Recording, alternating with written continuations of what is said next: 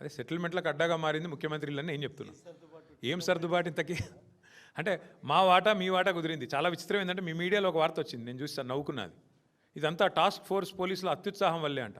అంటే వాడు దోచుకున్నది బాగానే ఉంది, ఇప్పుడు తుపాకీ పంపింది బాగానే ఉంది, పారిశ్రామికవేత్తకు తుపాకీ పెట్టింది బాగుంది, కానీ పోలీసు వాడు దొంగ ఇంటికి పోతే మాత్రం తప్పైందంట. పోలీసు వాళ్ళు వాళ్ళ డ్యూటీ చేయబోయి దొంగ ఇంటికి పోయి దొంగను పట్టుకునే ప్రయత్నం చేస్తే మాత్రం పోలీసు వాళ్ళు అత్యుత్సాహం వల్ల జరిగిందంటే ఇదంతా. అంటే ఎంత చండాలం, ఎంత అరాచకంగా ఉందో ఈ రాష్ట్రం, ఈ పరిపాలన. ప్రజలు మొహం మీద ఉంచిన చివరికి తుడుచుకొని పోయేంత. నేను అడుగుతున్నా, రేవంత్ రెడ్డి కంటే బలహీనమైన ముఖ్యమంత్రిని ప్రపంచంలో మీరు ఎక్కడైనా చూసినరా? ఒక మంత్రి కుమార్తె నిన్ను సీదా అంటుంది ముఖం పట్టుకొని, నువ్వే తుపాకి ఇచ్చినావు అని. నువ్వు ఆ మంత్రిని తీసే దమ్ము కూడా లేదు నీకు. నువ్వేం ముఖ్యమంత్రివా? నాకు అర్థం కాదు. నువ్వు ముఖ్యమంత్రివా? గింత అసమర్థ, గింత పనికిమాలిన నీ సొంత క్యాబినెట్లో పనిచేసే మంత్రికి నువ్వంటే గౌరవం లేదు. ఏ ఒక్క మంత్రికి లేదు, పని ఆమెకే కాదు, ఏ ఒక్కడికి లేదు. జూపల్లి కృష్ణారావు నీకు వ్యతిరేకంగా ఉత్తరమే రాసిండు, ఆయనని తీయలేవు. కోమటిరెడ్డి వెంకటరెడ్డి తెల్లారలేస్తే నేను పక్క తీసుకుపోయి తిడుతూనే ఉన్నాడు, ఆయనను ముట్టలేవు.